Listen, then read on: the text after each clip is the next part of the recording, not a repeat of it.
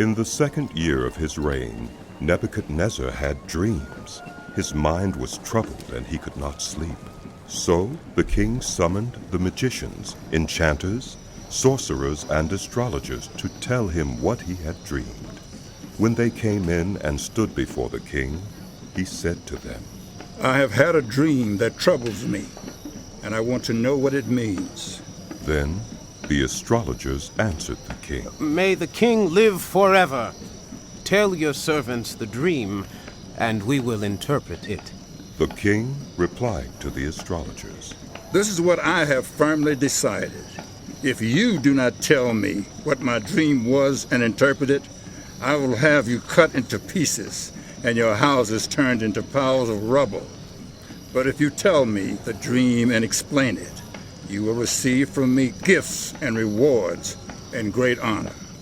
So tell me the dream and interpret it for me.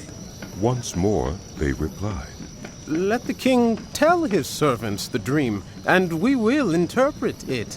Then the king answered, I am certain that you are trying to gain time, because you realize that this is what I have firmly decided.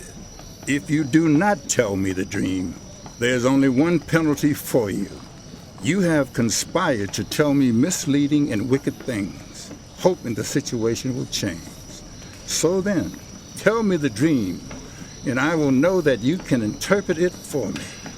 The astrologers answered the king, There is not a person on earth who can do what the king asks. No king, however great and mighty, has ever asked such a thing of any magician or enchanter or astrologer. What the king asks is too difficult. No one can reveal it to the king except the gods, and they do not live among human beings. This made the king so angry and furious that he ordered the execution of all the wise men of Babylon. So the decree was issued to put the wise men to death, and men were sent to look for Daniel and his friends to put them to death. When Arioch, the commander of the king's guard, had gone out to put to death the wise men of Babylon, Daniel spoke to him with wisdom and tact. He asked the king's officer, Why did the king issue such a harsh decree? Arioch then explained the matter to Daniel. At this, Daniel went in to the king and asked for time so that he might interpret the dream for him. Then Daniel returned to his house and explained the matter to his friends Hananiah, Mishael, and Azariah. He urged them to plead for mercy from the God of heaven concerning this mystery, so that he and his friends might not be executed with the rest of the wise men of Babylon. During the night, the mystery was revealed to Daniel in a vision. Then Daniel praised the God of heaven and said, Praise be to the name of God forever and ever. Wisdom and power are his. He changes times and seasons.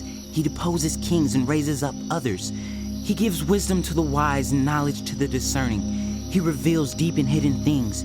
He knows what lies in darkness, and light dwells with him. I thank and praise you, God of my ancestors. You have given me wisdom and power. You have made known to me what we asked of you. You have made known to us the dream of the king.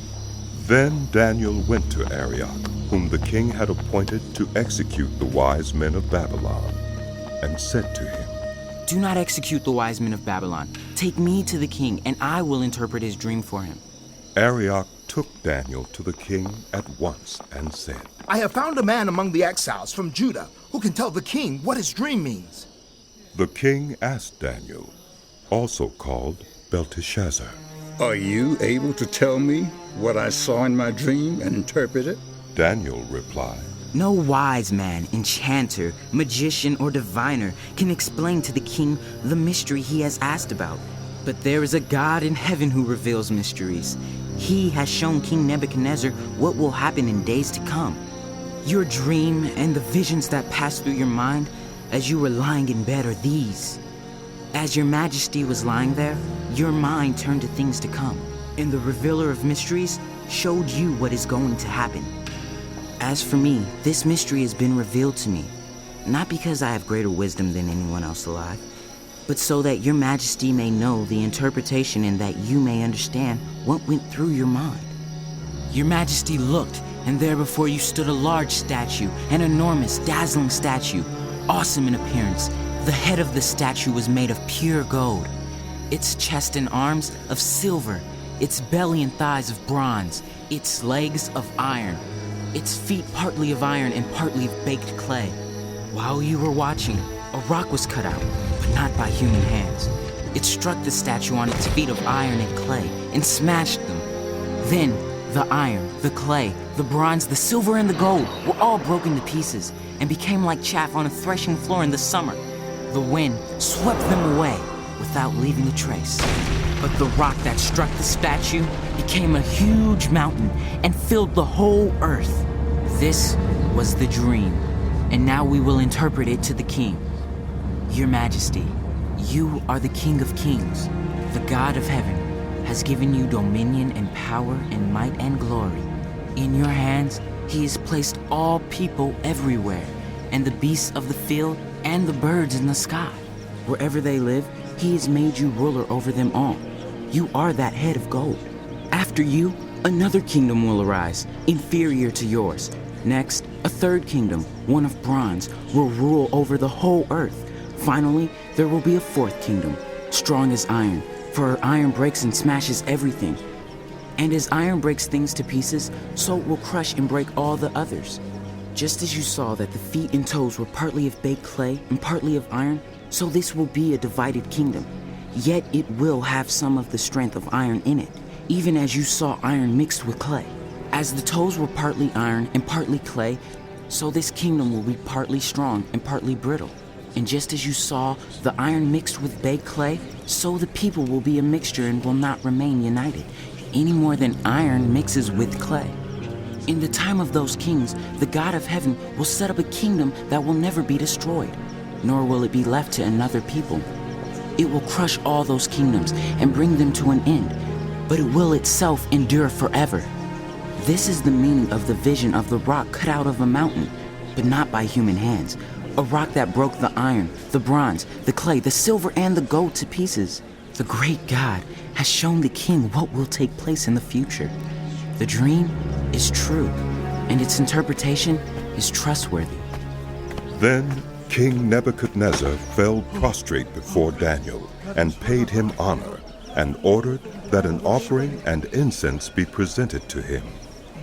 The king said to Daniel, Surely your God is the God of gods and the Lord of kings and revealer of mysteries, for you were able to reveal this mystery. Then the king placed Daniel in a high position and lavished many gifts on him. He made him ruler over the entire province of Babylon and placed him in charge of all its wise men. Moreover, at Daniel's request, the king appointed Shadrach, Meshach, and Abednego administrators over the province of Babylon, while Daniel himself remained at the royal court.